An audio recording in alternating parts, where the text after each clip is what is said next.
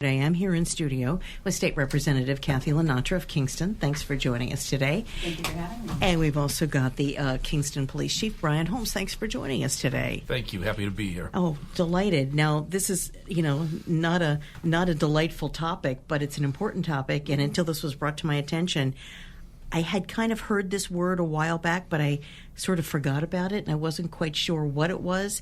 And this is about a substance we're going to talk about called Kratom. Kathy, why is this a big deal? Well, to be quite honest, I had never heard of it. I had a call from a constituent with a story of a young man that was purchasing this Kratom in a local shop, a town that I represent, and there was an age restriction in this shop, but he was underage, but was still able to buy it with cash. And he just thought it was a substance to give him energy. And one day he was in there. Parents had no idea that he was using it. He was in there, and there was another younger gentleman behind him that said, "How long have you been on that?" And he said, "A couple months." And he said, "It's going to ruin your life. Don't buy it. Go home and ask for help." And fortunately, this young gentleman did ask for help, and he wound up in rehab. And doing some more research and seeing if there were bills filed, there were a couple bills filed. And I immediately reached out to my police chief in Kingston, and he's been extremely helpful. Now, Chief, Kratom, as I said, didn't really know much about it. This is sold, convenience stores, gas stations. What are your experiences with people buying this stuff and taking it? Do you see the effects of it? I do. I mean, what the research online shows that it's a frightening substance. What you have is it's basically the combined effects of what you would have under the influence of heroin, and at the same time, the stimulating effects of what you would get if you had crystal methamphetamine or other strong stimulants. Now, how can this be legal? That's what I don't understand. So when something gets regulated by the federal government or the state government, usually it has to be chemically defined, and that's how these substances slip in under the radar. Mm-hmm. It has to have, a chemical breakdown to give a clear definition of what the substance is. So in other words, it's sort of like when we talk about things that happen, say like with electronics and restrictions on smartphones, et cetera, the legislation hasn't kept up with the technology or the availability. Same kind of thing. Yes. Kathy, does this scare you? I know you've got a bunch of kids. I do have a bunch of kids. Yes. It does scare me. What I have found out doing some research, though, that it can be locally regulated. I reached out to our Board of Health agent here in Kingston, and they're going to put that on their agenda. So the Board of Health can have local control, which is very interesting. But not even for young people. I was talking to an adult friend over the weekend, and she had that 3 o'clock, we have that 3 o'clock sluggy feeling sometimes. Some of us get coffee. Lucky people get to take naps, and she saw something for energy and she took it, and she had to call her husband a little bit later and said, "I am high as a kite. I have no idea what is wrong with me." And it was that Kratom.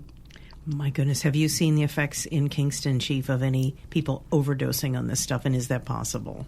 I mean, I haven't seen it personally, but I saw the paper trail leading up to the reason that we denied somebody a license. Licenses are public record exempt. But what ended up happening is the individual was the subject of an overdose from Kratom, and as a result, we denied his license, and the denial was upheld by the judge. Now, when they sell this, in a convenience store or a gas station, the other stuff with the candy, maybe beef jerky and some Kratom. What is it? Is it a little bottle of stuff? Is it pills? How do people know what it is? So it's a powder or a capsule form, and it's sold with other stimulants, chewing tobacco, those types of other products. And, it's taken as a capsule, or you can mix it in to make a drink or make like a tea out of it. No age restrictions at all? Anybody can buy it? Yeah, there are age restrictions, I believe. Wow. Why aren't more people up in arms about this? Well, I don't think a lot of people know about it. There's so many things out there, and I had no idea. And that's why, I reached out to Chief Holmes and trying to get it out into the public, reaching out to all the Board of Health agents in the 12th Plymouth, just so they're aware as well. But, like anything, it's very dangerous. There's a bill from Colleen Gary in the house, and I spoke to her, and it's actually after her friend's son who OD'd. He never took a drug except for this, didn't drink, didn't smoke, and thought, was a health kid, was a weightlifting kid, and put this in a drink. So he would brew it in a tea, and he wound up ODing from it. My goodness. Yeah. So, do you know any people who've actually, when you say OD, did he? He passed away. He did? That's He terrible. passed away. So this bill is to ban it in the Commonwealth of Massachusetts. There's a few bills out there. Dan Hunt has one. Elliott has one. I didn't look at the Senate bills. I was just looking at the House bills. Mm-hmm. So with something like this, as he said, it's good that there's local control. But let's say they get a ban in Kingston.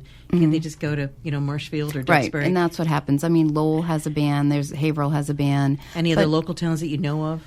They really were unaware. Yeah. They're really unaware. So it's really just educating, right? It's all about education. It's all about putting it out there. And even if we could hit the 6 towns that I represent, that would make me happy. And then if the Commonwealth passes one of the bills, that would make me very happy. Chief, is this one of the drugs? Does this react?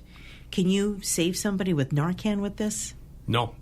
As far as I know, Narcan will only respond to the opiate receptors in the brain. This has the behavioral qualities chemically of an opiate, but I don't think that Narcan is going to do anything for this. And I imagine it's pretty cheap too.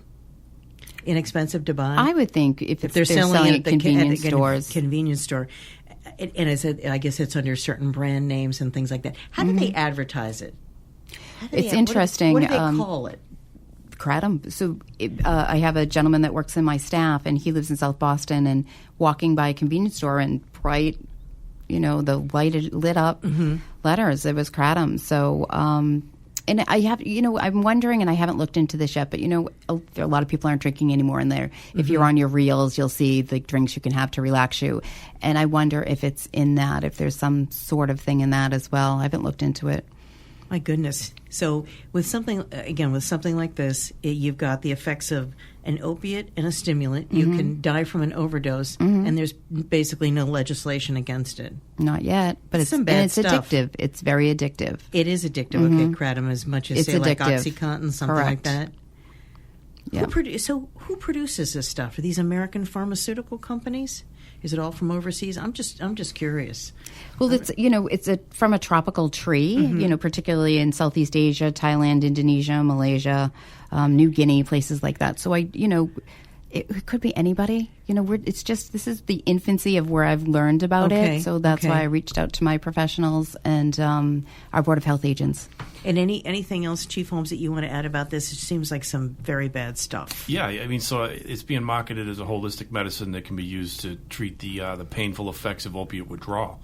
So you're now replacing that with another addictive substance. It's also being used as a cutting agent to make more heroin. So it's being used as a cutting agent to make more street heroin that has the same effects as heroin. So the overdoses that are being tested in any kind of fatalities are testing for opiates or any other substances in the blood, but some of them are coming up positive for the Kratom. Have you gotten any calls at your station from parents concerned about their kids? They think they might be involved with this, but they don't know what it is, something like that? Not especially as of yet. I did hear from my state rep, and that's why we're here. There is a concern. I mean, the concern is that the whole market has changed, and in my opinion, some of that was with the legalization of marijuana. Parenting has now changed with having to approach things in a different way. So. Wow. So what's next with the State House side of the legislation for this? Well, there's 6 states that have already banned this in the United States, and we have 4 towns that have banned it in the Commonwealth. So we'll be having a briefing. One of my colleagues is a physician, also an attorney. A little overachieving there, but he is going to join us. We'll have a briefing for the House members and the Senate members just to get their input, to educate them, and really to push the bills forward. Is there any website or Facebook page that talks about this and gives more detail, or just how dangerous this is, or people want to follow up? There's several out there. I've looked at the Mayo Clinic I've looked at, but if you Google it, there's a lot of websites out there that explain the danger. And spell it for our listeners. Kratom. Kratom. Anything else, Chief? Drugs.com is the website that'll give some descriptions about how dangerous this is. Anything else? Rep LaNatra? No, but thank you for having us on. Absolutely, and we're going to put this up online, too, and we're going to follow up with you. Hopefully, you'll get some movement in the legislature to get this under control. We appreciate you both coming in today. Yes, we'll keep you posted. Absolutely. State Representative Kathy LaNatra, Kingston Police Chief Brian Holmes. Thank you again. Thank you. I'm Christine James, 95.9 WATD. 95.9 WATD.